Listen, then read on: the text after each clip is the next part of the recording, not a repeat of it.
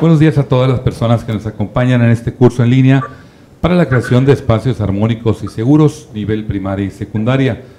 En esta ocasión, con el inicio del módulo número 2, ideas que funcionan para crear espacios armónicos y seguros en tu escuela. Dirigido a directores, directoras, subdirectores, subdirectoras, coordinadores y coordinadoras, auxiliares, tutores y tutoras, prefectos, trabajadores y trabajadoras sociales, personal de apoyo y especialistas, así como docentes de escuelas de nivel primaria y secundaria, a quienes damos la bienvenida a este panel en línea, Estrategias para crear ambientes armónicos desde el enfoque socioafectivo.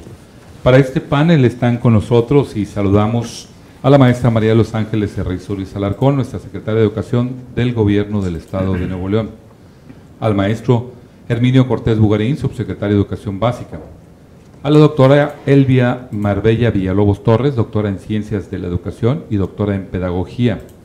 De la misma manera, saludamos al doctor Álvaro Ascari Aguillón, director de la Facultad de Psicología de la Universidad Autónoma de Nuevo León, a la maestra María Isabel Gutiérrez Niebla, maestra en Educación Familiar, y por supuesto a la doctora Leticia Hernández Escamilla, coordinadora del Programa de Atención Psicosocial.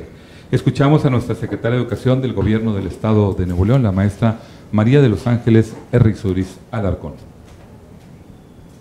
Buen día, con el gusto de saludarlos a todos y a cada uno de ustedes.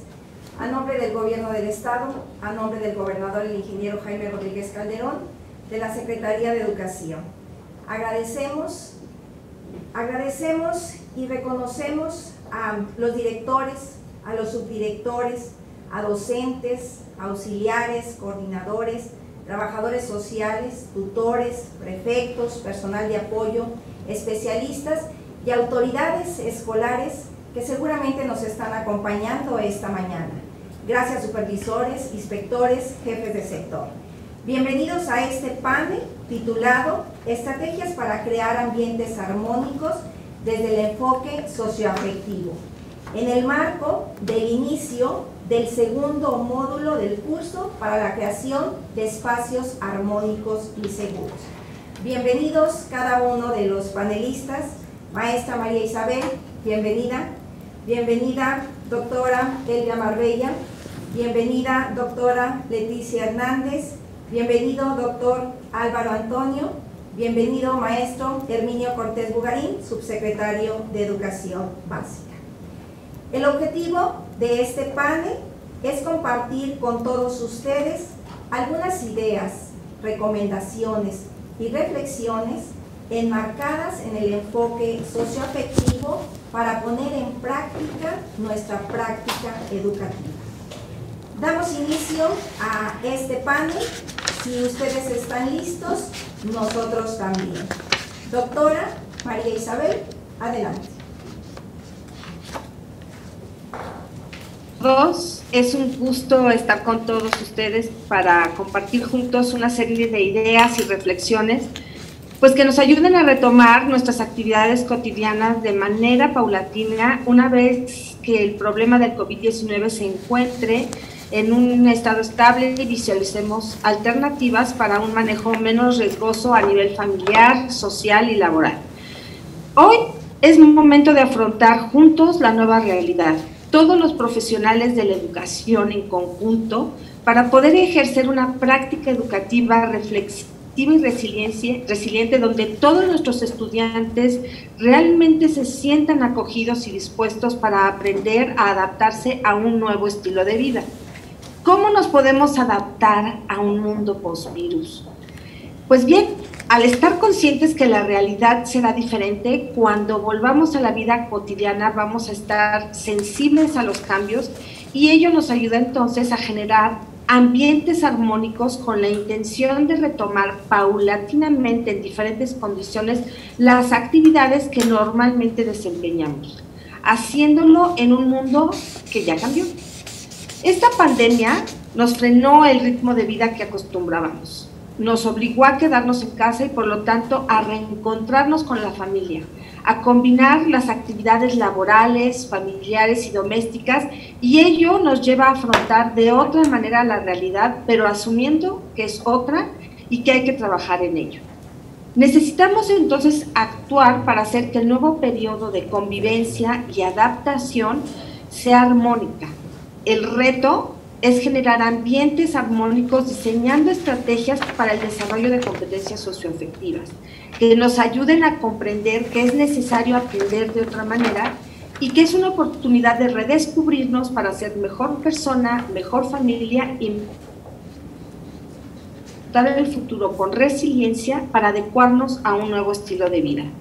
¿Qué tenemos que hacer? Pues si tenemos que hacer un alto, tenemos que reconocer entonces que la familia es el primer espacio educativo donde se tiene que desaprender. ¿Qué implica esto? Dejar de hacer lo que siempre hacíamos antes de esta pandemia para enseguida reaprender y hacer las cosas de manera diferente.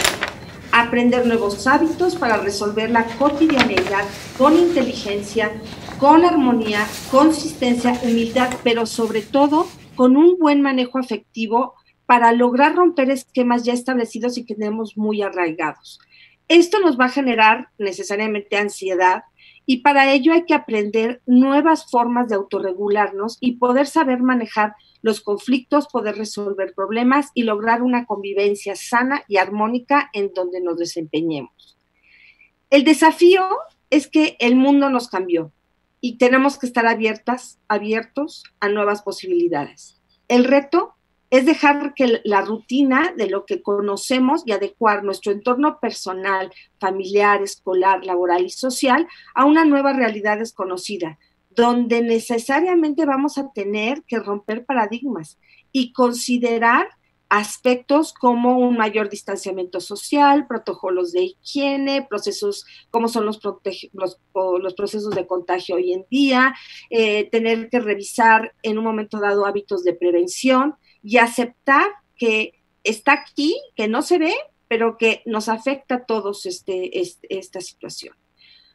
Por lo tanto, asumir un nuevo estilo de vida nos va a generar incertidumbre y por eso es importante desarrollar esta sensibilidad afectiva, anímica y social para poder asimilar con resiliencia que el momento actual cambió, que el modo que hacemos las cosas va a tener que irse adaptando a los nuevos aprendizajes conforme se vayan dando y vamos a buscar minimizar los riesgos porque esa es la intención, cuidar la salud y la integridad de todos.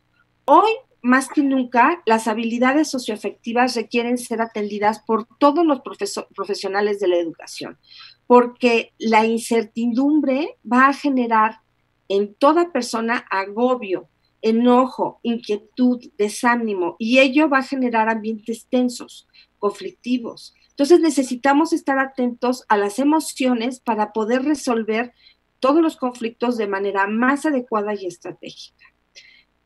¿Qué tenemos que aprender hoy?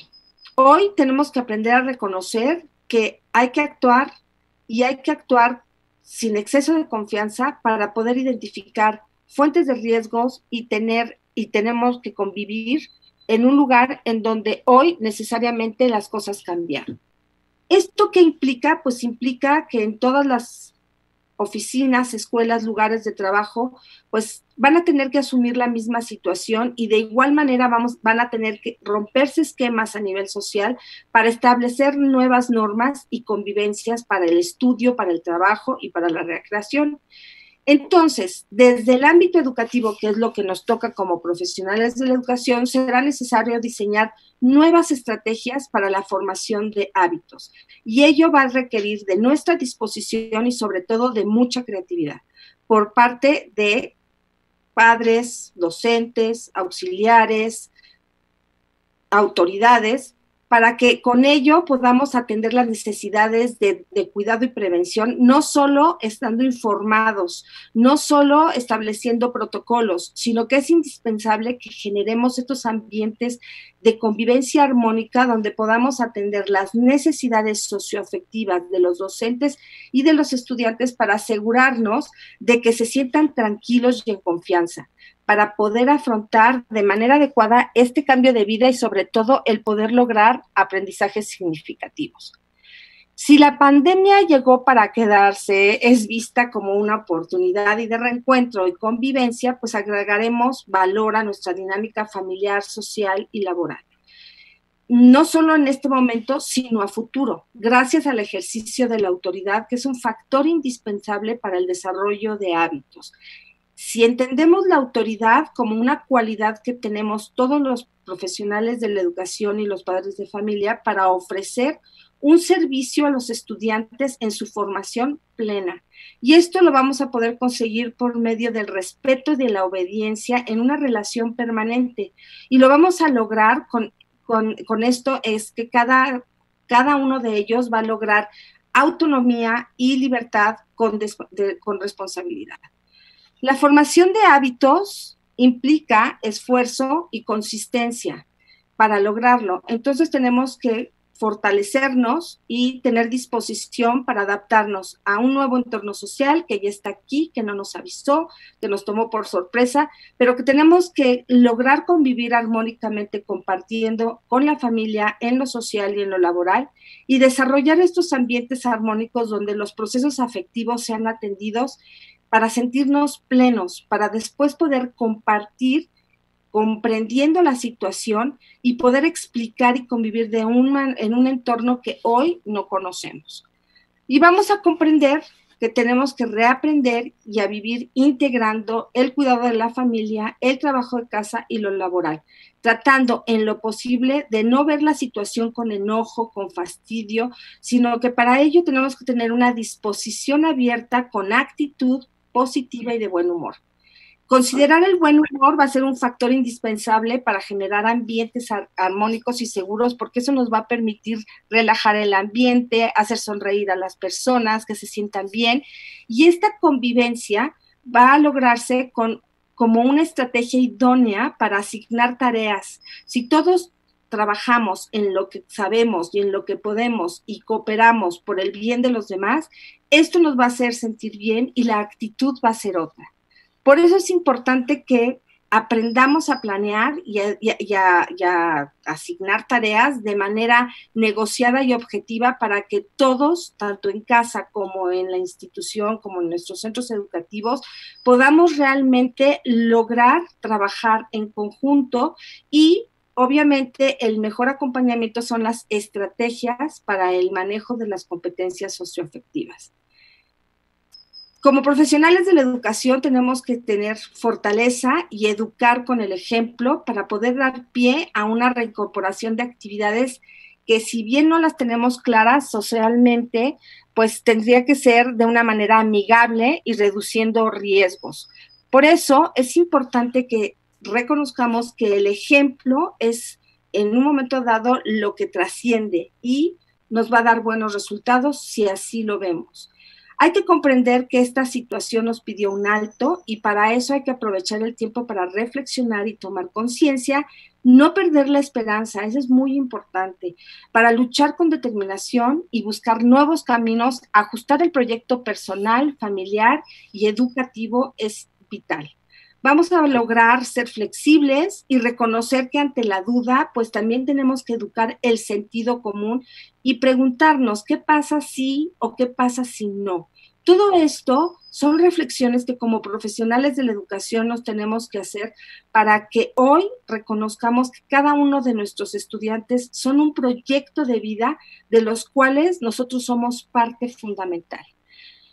Como podemos ver, para terminar, pues es hacer un alto y redescubrirnos para replantear un estilo de nueva vida y ser un legado en esta situación. Ya esto nos dejó, nos marcó y es una gran oportunidad para mirar la vida desde otra perspectiva y ya que esto, pues no solamente es trabajarlo hoy, sino para un mañana esperanzador y que tendremos con fortaleza y resiliencia nuevos retos y desafíos y que quizá nunca pensamos vivirlos, pero hoy es momento de afrontarlos con esta esperanza de vida. Muchísimas gracias.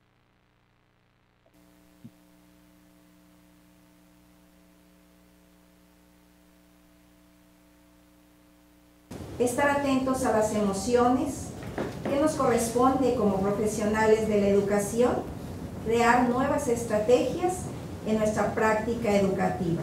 Pero sobre todo, no perder la esperanza, nos comenta la maestra María Isabel, en el proyecto personal, en el proyecto familiar y en el proyecto educativo.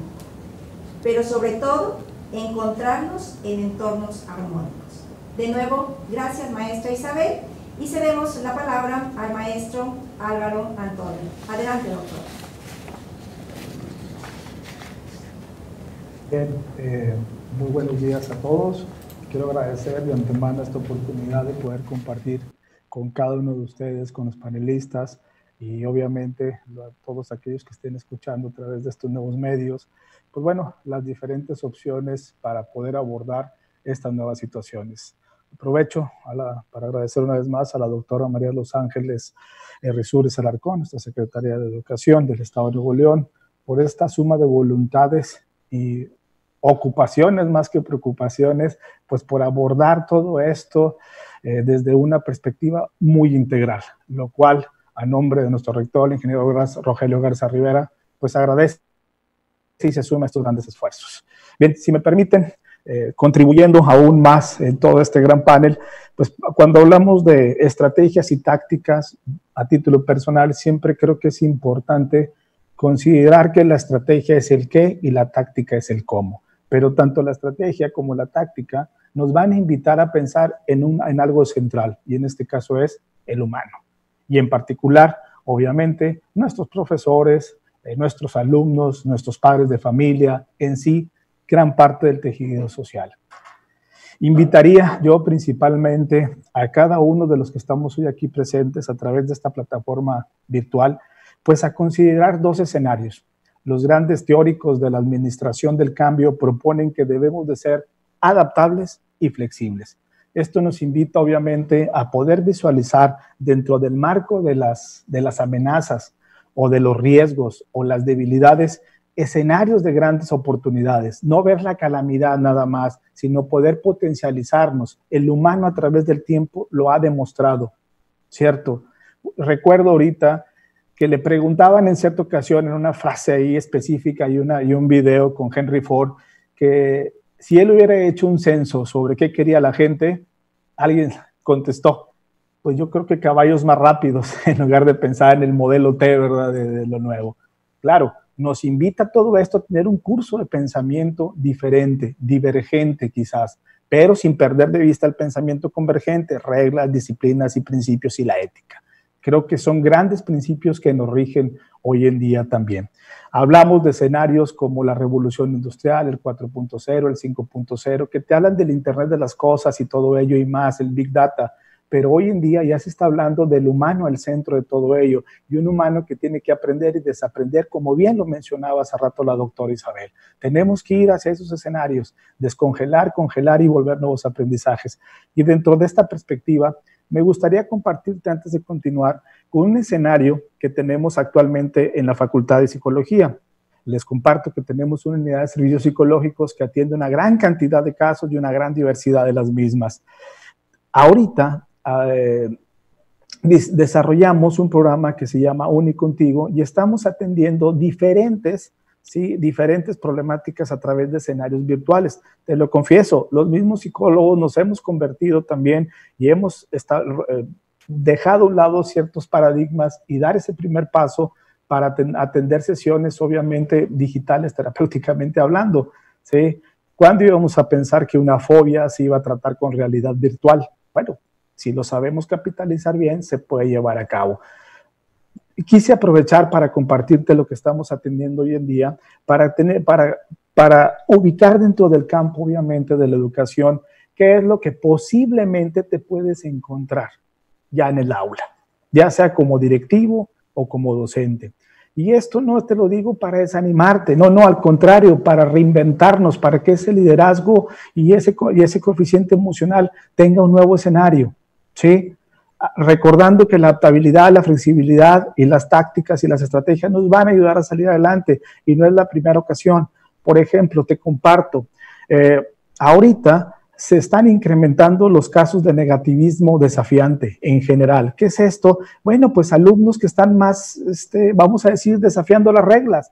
Están en casa, tenemos situaciones de violencia familiar, el joven la vive, está en un entorno reducido. Pues bueno, cuando salga un entorno amplio, pues obviamente va a expresarse de alguna u otra manera. Y ahí es donde tenemos que tener la capacidad de reconvertirnos, tanto en el aula, tanto como personas, tanto en sistemas y procesos.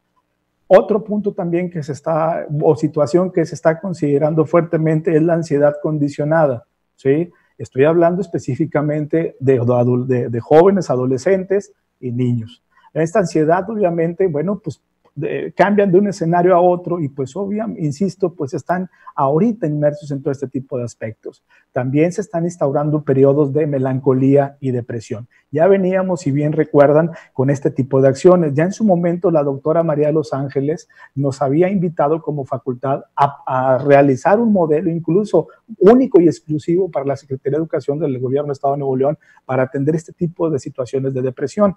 Bien, hay herramientas, hay modelos que podemos utilizar. Esto con una gran visión por parte de nuestra secretaria, pues para poder atender todas estas demandas. A su vez, indiscutiblemente, hay rezagos cognitivos, ¿sí? Vamos a tener que ver, ya se mencionaba obviamente, pues se tiene que revisar muy bien el nivel de avance en los tiempos debidos, el nivel cognitivo de los chicos, cómo están aprendiendo, qué alcanzaron a almacenar, a recuperar, todos los procesos de información que están obviamente en nuestro cerebro para poderlos llevar a cabo. Las parasomnias, qué decirlo, no nos dormimos a la hora que es, nos levantamos o nos acostamos tarde y nos levantamos temprano o viceversa, vaya, se ha trastocado todo este tipo. Cuando me refiero a parasomnias, no nada más me refiero al insomnio, también hay una autora que se llama Corsi Cabrera que maneja muy bien todo esto, que tiene que ver con lo que es el insomnio, los terrores nocturnos, ¿sí? Entre otros tipos de aspectos que suceden, los bruxismos y demás. Bien, y el estrés como parte también de esta cotidianidad.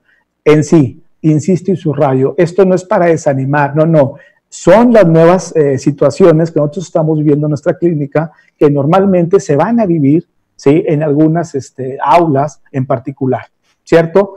Agregado a todo esto, también está la parte, y me incluyo, aprovecho, de vamos a revalorar más al docente, porque en casa ser docente no es tarea fácil, no ha sido tarea fácil. Tenemos algunos reportes de padres de familia donde el trabajar con nuestros hijos, ¿sí? Eso es una gran tarea, incluso al grado de que ha habido padres de familia que nos mandan al buzón de unidad psicológica, que se dan cuenta que su hijo pues no escribía como él pensaba o no se expresaba como él pensaba o que no sigue las instrucciones, ¿verdad?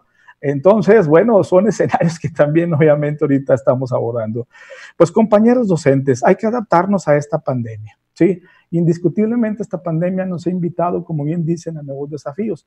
Es por eso que yo considero relevante e importante el coeficiente emocional. Distinguir muy bien entre, primeramente que nada, qué son las emociones y qué son los sentimientos. Se dice que las emociones son estados afectivos pasajeros y los estados afectivos de los sentimientos son más duraderos. Sin embargo, cuando hablamos de inteligencia emocional, hablamos de una serie, ¿sí?, de elementos importantes a considerar. Sea el modelo que nos agrade más, con el cual estemos de acuerdo, hay 5 pilares, obviamente, o 5 dimensiones que se deben de enmarcar dentro de la inteligencia emocional o el coeficiente emocional. Lo que es el autoconocimiento, el control emocional, la automotivación, la empatía y lo que son las habilidades sociales. Te comparto que se han realizado algunos estudios por parte de investigadores de la escuela, obviamente, y por parte de personal docente, no nada más en investigaciones, vamos a decir, de un alto nivel, sino también muy prácticas o profesionalizantes en empresas, en escuelas, llámese esto a maestros, a alumnos, a gerentes, a operarios. Tenemos una muestra de más de 50,000 aproximadamente aplicaciones sobre la percepción en cómo andamos en cuanto al coeficiente emocional y también por brechas generacionales, aclaro. Y resulta, les quiero compartir algunos datos significativos. No pasamos del 80% en cuanto a lo que es, pues independientemente cada factor evaluado. Te quiero poner un ejemplo. A nivel del control emocional, la generación X, no generalizo, pero son los datos que tenemos, anda en un 68% según nuestro estudio. Los millennials en un 50% y en un 40% la generación Z. Pareciera que va en decremento. Aquí el tema no es etiquetar o satanizar ninguna generación. El tema es que independientemente en el control emocional, por citar un ejemplo, no estamos por encima de. Nos falta todavía. Quizás sabremos algunos u otros que dicen, yo sí estoy arriba, perfecto, pero nos falta todavía potencializar aún más ese tipo de aspectos. Todos estos estudios, obviamente, al final de mi ponencia, les estaré compartiendo todos estos datos para no abrumar constantemente.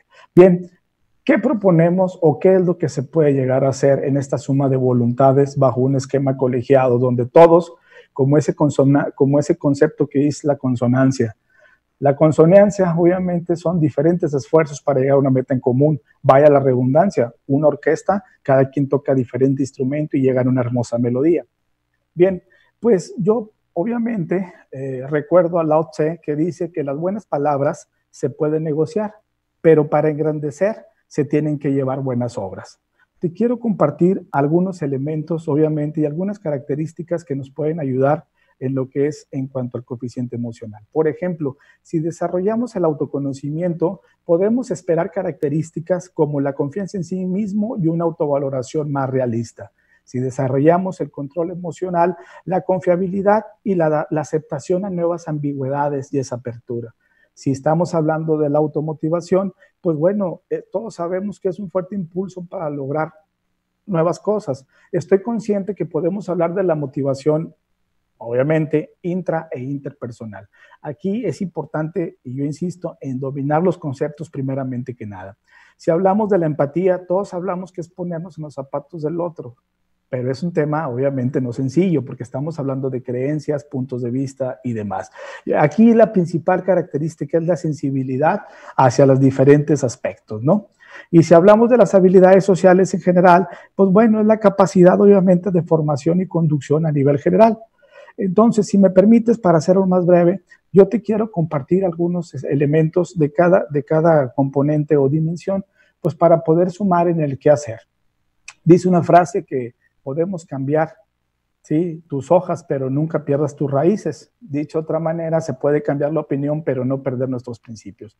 En el autoconocimiento, quizás a algunos les van a sonar algunas herramientas, pero creo que es importante que las pudiéramos llegar a utilizar, como por ejemplo está la ventana de Johari. ¿Qué es la ventana? Son 4 cuadrantes en la cual uno puede ubicar su área ciega, su área libre, su área oculta y su área desconocida. Invita a una reflexión del yo, un feedback y obviamente nos lleva a un buen análisis del mismo. También está la rueda de la vida. En la rueda de la vida, bueno, podemos desarrollar a través de un puntaje del 1 al 10, pues diferentes elementos para poder ver nuestro nivel de satisfacción. Estamos hablando del trabajo, la familia, la salud, el ocio, las relaciones, el amor, el dinero, el desarrollo personal y las contribuciones a la sociedad. Otra herramienta que se puede llegar a utilizar es la FODA personal, partiendo de los principios básicos que a lo mejor algunos de ustedes ya conocen: fortalezas, oportunidades, debilidades y amenazas. Es importante distinguir que esto se puede hacer tanto para uno como para los demás. Sin embargo, la honestidad y la sinceridad son esenciales en todo esto. Dentro del control emocional, ya lo decía el gran Aristóteles, que educar la mente sin educar el corazón, pues no es educar en absoluto. Y bajo esa premisa hay varios aspectos que podemos trabajar. Por ejemplo, las técnicas de relajación ya están en algunas aplicaciones que podemos bajar. ¿En qué te puede ayudar? En reducir la presión arterial, controlar los problemas derivados de la hipertensión. Está comprobado que aumenta la creatividad e incluso, ¿sí?, en el bloqueo mental, hay un proceso de bloqueo mental que le da cierta estabilidad para la proyección posterior. Se cuentan con apps de meditación que permiten relajarnos, mejorar la memoria y la estabilidad. Hay un importante también cuadrante que tiene que ver con el sistema de respuesta como el diario personal, que tiene que ver con factores, llaman algunos especialistas de terapia breve, el desarrollo del mismo. Es un ejemplo muy sencillo. En un diario personal con este enfoque de sistema de respuesta podemos identificar, ¿sí?, factores corporales que nuestro cuerpo nos permite ante diferentes situaciones o pensamientos. Por ejemplo, yo pienso en una situación, describo el acontecimiento, eso me lleva a un pensamiento, ¿sí?, un pensamiento que me va a ligar a una emoción que me va a invitar a una reacción física, y hasta me puedo poner ansioso, triste, deprimido, y a una conducta. ¿Qué hago cuando eso me pasa? Antes, durante y después, y al final a un modelo de evaluación. Creo que este diario personal puede ayudarnos a identificar, insisto, la hora y fecha, situación, pensamiento, emoción y reacción física, conducta y evaluación. En su momento te estaré compartiendo todo esto por los organizadores del panel. En la motivación, es muy importante también recordar que dentro del componente emocional hablamos de factores intra e interpersonales, ¿verdad? Y la motivación obviamente juega un papel importante. Hay una frase muy interesante que sale por ahí que dice, no te estoy diciendo que será fácil, te estoy diciendo que valdrá la pena. Hay que motivarnos bajo ese nivel de logros constante. Aquí podemos recurrir al árbol de los logros. Es un árbol el cual te permite, el dibujo de un árbol, ¿sí?, ubicar tus logros, qué te sostiene, de qué debes de arrepentirte, qué debes ir trabajando. Esto te va a ayudar, obviamente, a un factor importante que es la autoestima. Y la autoestima, como todos saben, construye el núcleo de nuestra personalidad. Otro ejercicio puede ser la escalera de la autoestima, donde tú vas viendo en qué renglón te vas ubicando. Si te conoces, tienes buen concepto de ti mismo, si te devalúas o evalúas de una buena manera, si te aceptas, si te respetas o si vas en relación a esa meta. Otra estrategia es el ciclo para orientar la motivación basada en el logro. Y aquí podemos recurrir a datos cuantitativos o cualitativos según sea el contexto de la situación. Por ejemplo, partimos dónde estaba ayer, ¿cierto? Y luego es dónde estoy hoy. Posteriormente, qué quiero mañana y cómo haré para conseguirlo. Esto se puede sistematizar a través de un modelo y nos invita a reflexionar constantemente. En la empatía y las destrezas sociales, ¿sí? Bueno, hay una propuesta de la comunicación asertiva que se relaciona mucho a esto y son los 7, obviamente, las 7 C, que tiene que ver con la siguiente. Es ser claro, ser conciso, ser concreto, ser correcto, ser coherente, ser completo y ser cortés. Otro elemento que también puede ayudar a la empatía, y lo mencionaba con anterioridad la doctora Isabel, pues es la rueda de la resiliencia. Es muy importante ubicarnos en ella. ¿Qué enriquece? ¿Cuáles son nuestros límites? ¿Cómo vamos a enseñar para la vida? ¿Cómo vamos a brindar ese afecto y apoyo? Algunos dicen que esta vida es dar y recibir y volver al ciclo. Creo que es importante revisar esta rueda. Hay una serie de herramientas específicas que, bueno, te quiero seguir invitando. Hay una que se llama el método GROW. El método GROW lo asociamos al coaching o al mentoring. Ahorita yo creo que no es momento de ver si es de coaching o mentoring. Yo creo que la herramienta por sí misma te puede servir si la llegas a ocupar. Se compone de 4 elementos este método GROW. Primero es, ¿qué quiero? ¿Cuál es mi meta? Luego, ¿dónde estoy? Esa realidad que me va a permitir. Luego, ¿qué puedo hacer? ¿Cuáles son las opciones que tengo para desarrollar X situación? Y posteriormente algo trascendental. ¿Qué voy a hacer con el sistema de la voluntad? Definiendo un plan y acción concreto, asumiendo un compromiso. Bien, estas son algunas y tantas herramientas que obviamente haré llegar a nuestra doctora María Los Ángeles Errizurriz, a cual una vez más agradezco esta participación. Y quiero cerrar, si me permiten, con una frase que creo que nos invita a todos a seguir en este andar. Dice una frase que cuando la situación es buena, disfrútala. Cuando la situación es mala, transfórmala. Cuando la situación no puede ser transformada, transfórmate. Y es ahí el camino a seguir. Muchas gracias por esta valiosa oportunidad y pues seguimos a la mejor disposición y en esta suma de voluntades a cada uno de ustedes. Grandes retos que se tienen actualmente. Necesidad de adaptabilidad y flexibilidad, nos comenta el doctor Álvaro Antonio, a quien agradecemos su participación. Elementos como aprender para desaprender y volver a aprender, emociones, conciencia de emociones y sentimientos, motivación, autoestima, todos seguramente elementos que estarán presentes en la formación de nuestras estrategias para nuestra práctica educativa. De nuevo, muchas gracias, doctor, y damos la bienvenida a la doctora Elvia Marbella Villalobos para que por favor nos comparta sus reflexiones, sus ideas en este panel. Adelante, doctora. Muchas gracias, maestra María de Los Ángeles Errizurriz Alarcón. Mi primer cuestionamiento sería preguntarte, ¿qué es lo que nos caracteriza a ti y a mí? Como personas humanas, tú y yo tenemos una inteligencia gracias a la cual pensamos, razonamos, inferimos, evaluamos, todas las operaciones mentales las podemos realizar gracias a esa inteligencia. Y tenemos una voluntad que tiene como asidero la libertad. La libertad personal es una facultad de la voluntad. Estas dos capacidades específicamente humanas están reguladas por la afectividad. Fíjense qué bonito concepto. Es lo que vivo, lo que pienso, lo que siento que me afecta. Y esas afecciones nos generan estados de ánimo. Esa afectividad es la que nos regula entre lo que pensamos y lo que queremos.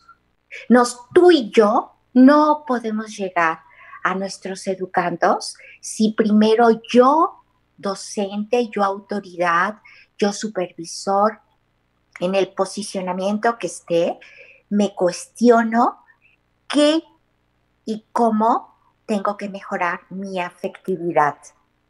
Aludir a solo emociones es algo limitativo porque la emoción la tiene también los animales. Cuando tú tocas a un perrito y te baila, pues es una manifestación de una emoción de alegría. Es reduccionista y limitativo que nosotros nos limitemos solo a la emoción. La afectividad tiene 4 estados afectivos. La emoción, segundo estado afectivo, los sentimientos, tercer estado afectivo, las pasiones y cuarto, las motivaciones. No vamos a poder hacer nada, ni tú ni yo, si primero yo no ordeno esta afectividad y que yo no ande perdida en ese laberinto de la afectividad que muchas veces ando perdido. Un aspecto fundamental dentro de esta generación, creación de ambientes armónicos y seguros, que solo yo, profesional de la educación, cuando vivo armónicamente entre lo que pienso, lo que siento, lo que digo, lo que hago, tendré seguridad para poder estar frente a grupo. Maestros fuertes, estudiantes seguros. Esa es la tarea fundamental. Dentro de las estrategias que tendríamos que formular, que la estrategia es el camino a seguir. ¿Qué camino tengo que seguir? Lo primero es permitirle a mis alumnos que se expresen, qué les emociona, qué sienten, qué les apasiona, qué es lo que les motiva a actuar. Esa es la primera estrategia. Si nosotros no les permitimos expresar el sentimiento de tristeza que muchos de ellos ahorita están experimentando por una pérdida. ¿Cuál es esa pérdida? La pérdida de la normalidad. Una pérdida de que no van a la escuela, no ven a sus amigos y que obviamente en casa no se está atendiendo. Sería una falacia total que yo creyera que los padres de familia me están ayudando. Los padres de familia regulan las emociones, los sentimientos, las pasiones, las motivaciones con solo sensaciones. Y vean lo importante, educativamente les tenemos que dar sentido. Y ese sentido es reconocer que tienes ese sentimiento de tristeza, porque esa es la diferencia radical. Mientras que la emoción es irracional e inconsciente, el sentimiento es racional y consciente, y por ende el sentimiento se piensa. Es válido que sientas tristeza. Es válido que tu tristeza se valide, se justifique, se legitime porque tienes una pérdida. Los padres de familia los tenemos que ayudar muchísimo. Son padres de familia que en este momento coyuntural tienen mucho temor, están muy desubicados y muy desorientados y sobre todo generando mucha ansiedad por la pérdida de control, porque ya no van y dejan a los hijos en la escuela, ni los van a llevar. Y esto les genera mucho miedo. Y mientras nuestros educandos que están afrontando unas experiencias extremas de irritabilidad, de no tolerancia a la frustración, de enojo, todos esos afectos los tenemos que planear con base en estrategias socioafectivas, cómo reducir el miedo, cómo afrontar la tristeza, cómo afrontar el coraje, cómo afrontar la generosidad. Todo ello, la Organización Mundial de la Salud lo marcó claramente. Esta época nos va a afrontar a una alteración significativa. Es una pandemia impredecible que genera mucha frustración y los niños no tienen tolerancia a la frustración. Innegablemente que ha cambiado el orden de la vida. Estamos y estaremos y seremos una generación, independientemente de que sea Z, de los nacidos de 95 a la fecha, o seas un millennial, o seas un generación, y voy por etapas, que seas una generación baby boomer, estarás marcada por esta pandemia.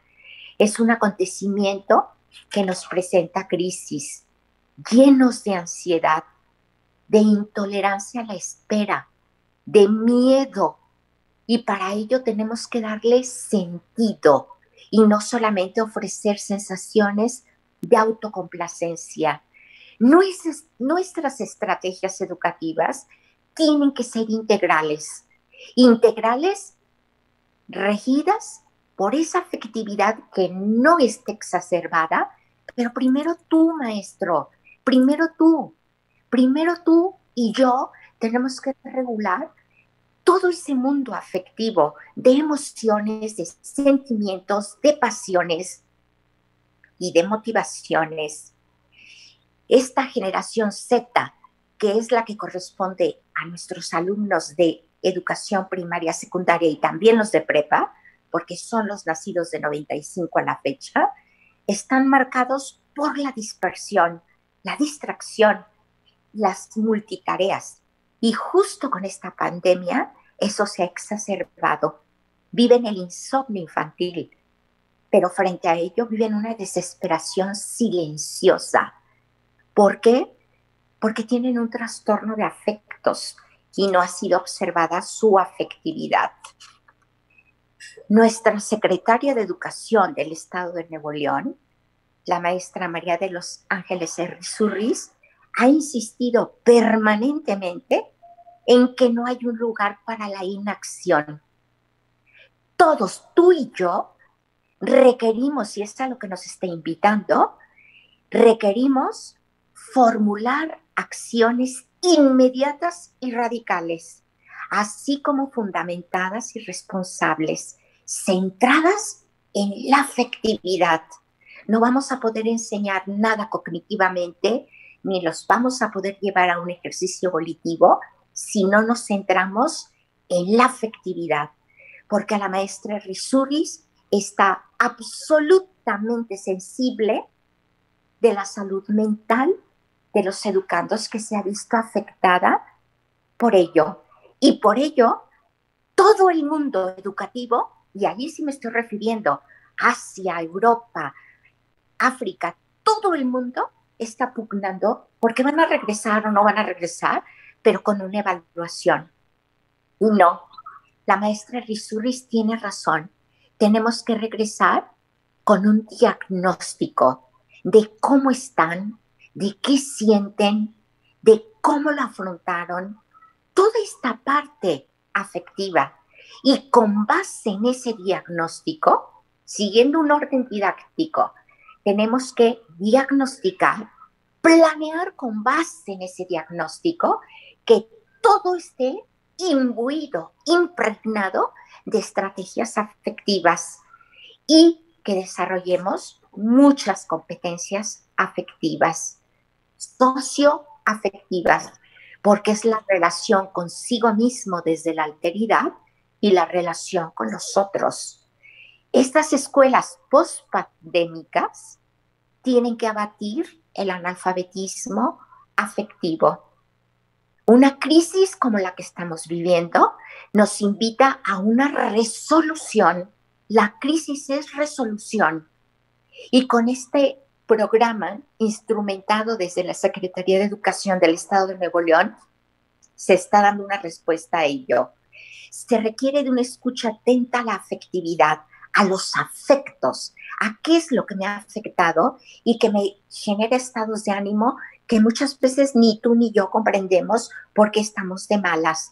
Pero cuando me doy cuenta y lo pienso, que ya es el sentimiento, retomo la pasión por continuar y parto de una motivación trascendente. Tú y yo somos los primeros que tenemos que tener tolerancia a la frustración, acostumbrarnos a este medio sincrónico como lo estamos haciendo ahorita. La tarea es construir esperanza. Y construir esperanza es, ante todo, generar acciones valiosas que implican esfuerzo y voluntad. La esperanza implica encontrar lo positivo en el momento que estamos viviendo. Y así como los hospitales vivieron un proceso de reconversión, también nosotros tenemos que hacer escuelas que estén en reconversión, centrándonos en este proceso de atención a la afectividad. Comprender es aliviar y necesitamos comprender a nuestros padres de familia, a nuestros alumnos, los directores, a nuestros docentes, porque la serenidad es ante todo aceptar lo que no puedo cambiar. Formular estrategias que me ofrezcan caminos alternativos. Planear centrados en la afectividad de nuestros estudiantes. Esa es la clave. Que seamos capaces de despertar la pasión y de fomentar el goce de las pequeñas cosas. La resiliencia es esa capacidad que todos tenemos y que solo es necesario desarrollar para afrontar esta realidad, para aprender a sobreponernos con gallardía, con alegría y recuperarnos de ella. Tenemos que planear con base en competencias socioafectivas, porque responderá a la primera ley del aprendizaje. El aprendizaje es eminentemente placentero. Hagámoslo feliz. Felicidad no es lo que vivo, sino cómo interpreto lo que vivo. Seamos felices, maestros. Muchas gracias. Gracias, doctora Marbella, por invitarnos a tener presente las grandes capacidades humanas, pero además para reflexionar en las estrategias para crear estos ambientes armónicos en nuestra práctica educativa actual y futura, siempre dando sentido a ese ser que tenemos enfrente como son nuestros alumnos. Formular acciones centradas en la afectividad y planear con esperanza, planear con pasión y con mucho entusiasmo. Todo esto corresponde al gran reto que nos presenta la doctora para el hoy que nos encontramos con esta planeación educativa a la cual todos estamos invitados. Enseguida tenemos la participación de la doctora Leticia Hernández. Adelante, doctora. Gracias, maestra. Muy amable por la invitación, por la oportunidad que nos brinda de acercarnos a nuestra comunidad educativa, a usted como secretaria de Educación por siempre distinguirse con ese impulso a hacer cada día las cosas mejor por todos nosotros, a nuestro subsecretario, al maestro Bugarín, por la oportunidad de estar cercano en un momento, a veces lo pensamos difíciles, pero a veces es mucho más sencillo el acercamiento y la fraternidad. Yo creo que en estos momentos jamás vamos a regresar a lo que antes fuimos, a pensar en un proceso educativo con 40, 45 alumnos en aula en este momento.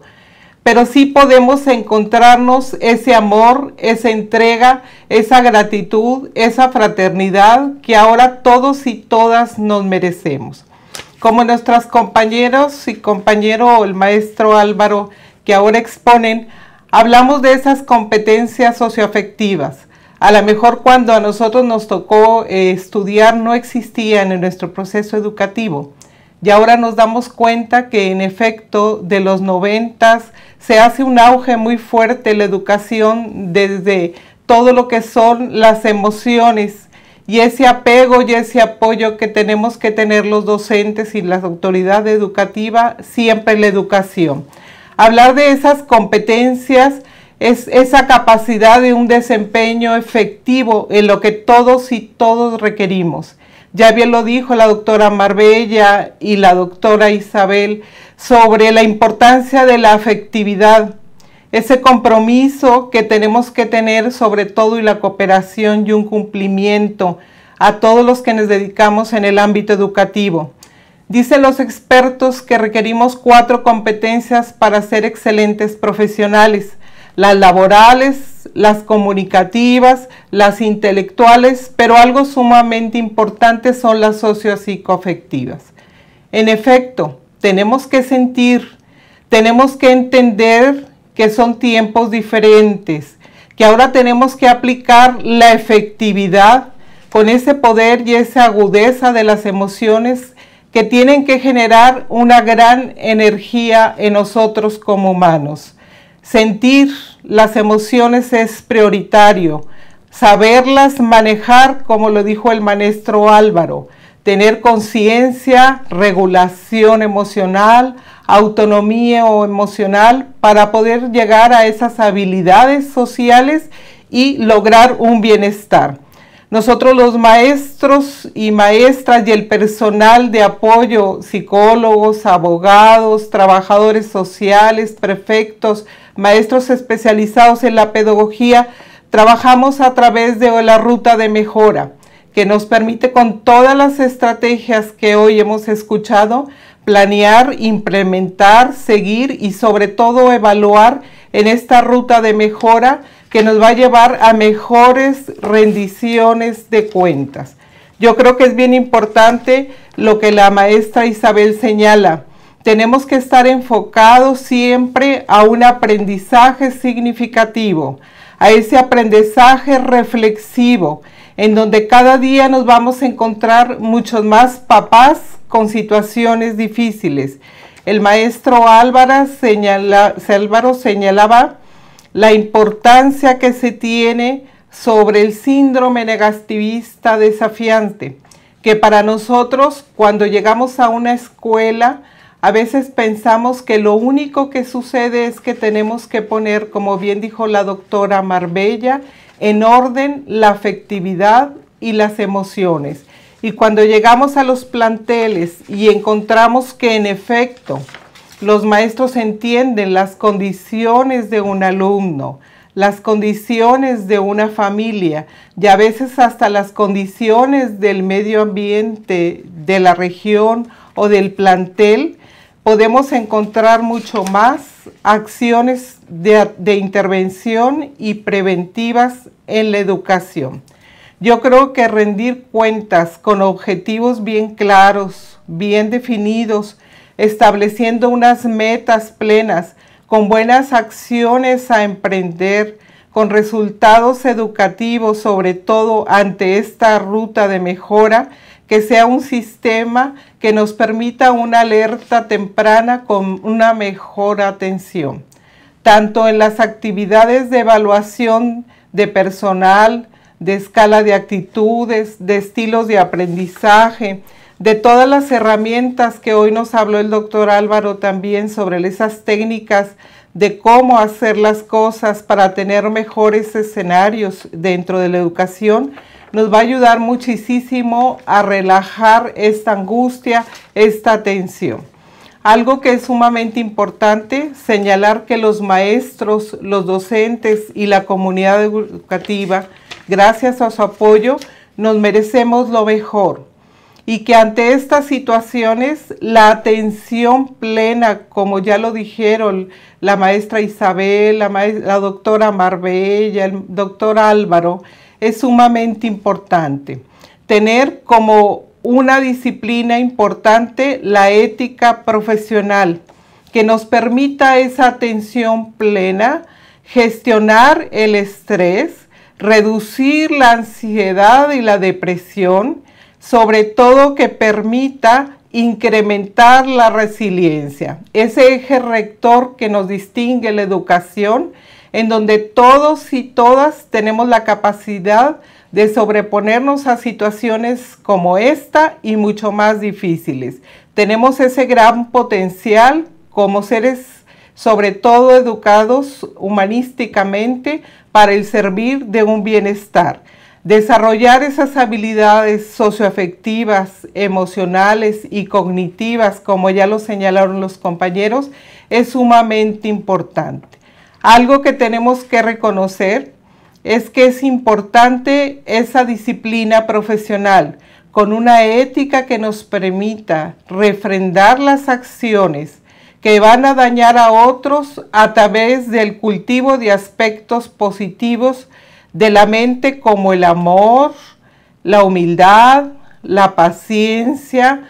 Algo que decía la doctora Isabel, tenemos que desaprender para volver a aprender.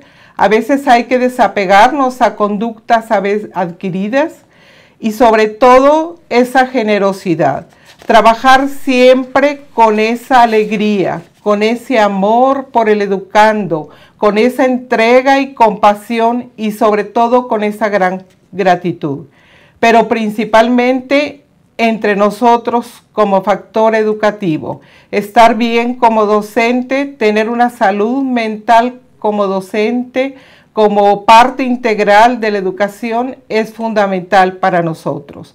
El alcance de lo que nos merecemos, que es ser felices, es la tranquilidad mental. Y esa tranquilidad mental la vamos a adquirir teniendo sobre todo el poder de la tranquilidad corporal. Esa tranquilidad corporal viene apegada a la mente, porque mente y cuerpo somos uno mismo.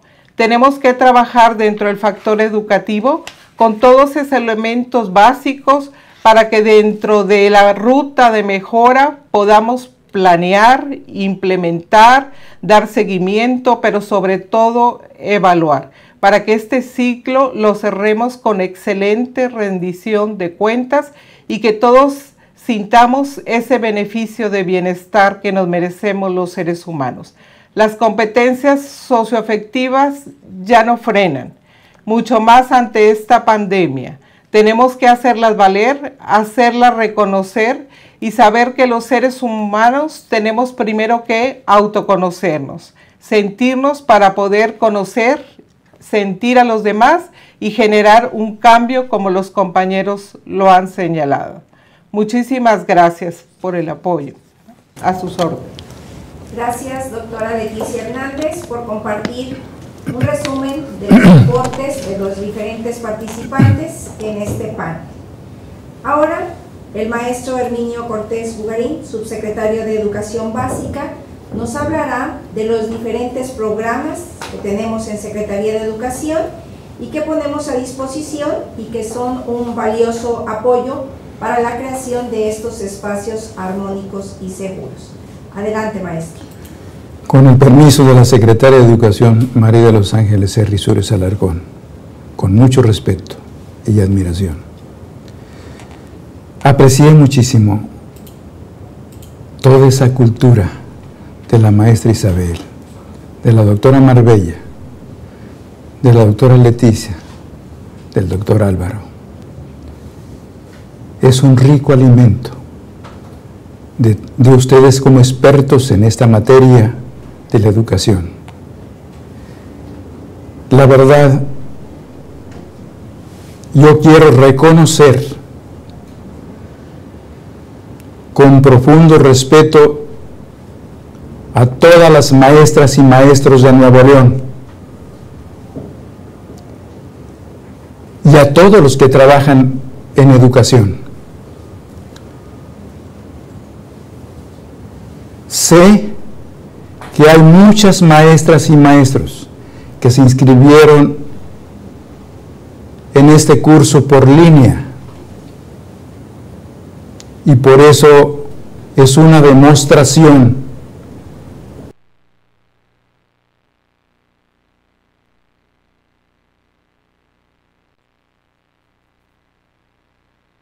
con ética, con responsabilidad, con el cumplimiento de su deber. Y sé también, lo vivimos, tuve el privilegio de acompañar a nuestra secretaria de Educación y a la doctora Marbella en esa ruta en todas las oficinas regionales. ¿Sobre qué? Sobre los aspectos educativos trascendentales. Yo quiero, maestros, que apreciemos que la creación de espacios armónicos y seguros es algo muy importante y que lo necesitamos en este momento. En eso que les decía de recorrer el Estado, en lenguaje y comunicación, en matemáticas, las cuestiones socioafectivas, donde la secretaria de Educación, con ese estilo tan especial, daba el abrazo a las maestras y a los maestros, aquel saludo emotivo, entregándole energía. Ese es amor demostrado. Hoy no podemos, ni siquiera nos vemos a veces la cara, tenemos que traer el cubrebocas, guantes, los ojos cubiertos. Pero son recuerdos bellísimos que vivimos. También tuve la satisfacción extraordinaria de estar en los consejos técnicos escolares, donde las maestras y maestros, en solidaridad, en armonía total, con un espíritu fraternal, las aportaciones en las guías para mejorar la educación. Maestros, facilitadores del aprendizaje, no solamente pensando en los aprendizajes esperados, sino ir más allá, sembrar una idea, una meta, un propósito al futuro de nuestros alumnos. Nuestros maestros lo saben hacer. Sé que son respetuosos, tolerantes, de mucha comprensión. Pero lo más importante de todo, sé que saben que el método inductivo, deductivo, de análisis estructural, de proyectos y demás, que manejan muchas metodologías nuestros maestros, todos son buenos. Pero lo más importante es que se haga con amor, ver las caritas de esos niños, de esas niñas, de nuestros jóvenes que quieren, que están hambrientos del conocimiento. Y la maestra lo vivió y lo viví yo también. Y luego nos pasamos ahora con lo de la pandemia. ¿Cómo hacerle? ¿Cómo hacer los maestros para que los conocimientos lleguen a nuestros alumnos? Bueno, ahí está. Escuela TV, Canal 28, Radio Nuevo León, y allí el reconocimiento también a todos esos maestros que de repente se convierten en artistas, que de por sí es arte enseñar, pero a través de la televisión una forma distinta de enseñar y una forma distinta de aprender por parte de nuestros alumnos allá en su casita. Yo lo veo desde un enfoque distinto. Amor de papá y mamá hacia los alumnos, a sus hijos. Enseñarlos, estar cerquita con ellos. es un amor sublime, quizá que no lo habían tenido, ni lo habíamos pensado. Y yo quiero decirles, maestras y maestros, son ustedes excelentes en sus trabajos. Quiero comentarles que en la Secretaría de Educación hay algunos programas que están a su disposición en básica, que es Programa Nacional de Convivencia Escolar, Sembremos Semillas de Paz. Y hay un programa que es Atención Psicosocial, que está en la Dirección de Secundarias. La Coordinación de Seguridad Social, USIRE, Unidad de Servicios Integrales para la Reinserción Escolar, que tiene que ver con un programa de alerta temprana. Están a su disposición estos programas. Y bueno, lo de la Dirección de Educación Especial con la UAP, que también son maestras y maestros. Este tiempo es sumamente importante. Gracias, maestro. Gracias, maestro Bugarín. Agradecemos a todos los panelistas sus valiosas aportaciones que enriquecen definitivamente la práctica de nuestros maestros. Los invitamos a todos y cada uno de ustedes a continuar el segundo módulo de este curso y la invitación permanente a finalizar el mismo. Pero antes de terminar, maestra, maestro, quiero dirigirme nuevamente a ustedes, verlos a los ojos, llegar a su corazón y agradecer toda su motivación y entusiasmo que en este momento es fundamental para nuestros alumnos. Muchas gracias. Al contrario, muchísimas gracias a nuestra secretaria de Educación y por supuesto gracias a todos y cada uno de los panelistas, gracias a los maestros y las maestras que nos siguieron. Un último comentario, se les notificará vía correo electrónico la apertura de este módulo, así como la contestación a todas y cada una de sus preguntas. Por su atención, muchísimas gracias, felicidades a todos los maestros y las maestras del Estado de Nuevo León.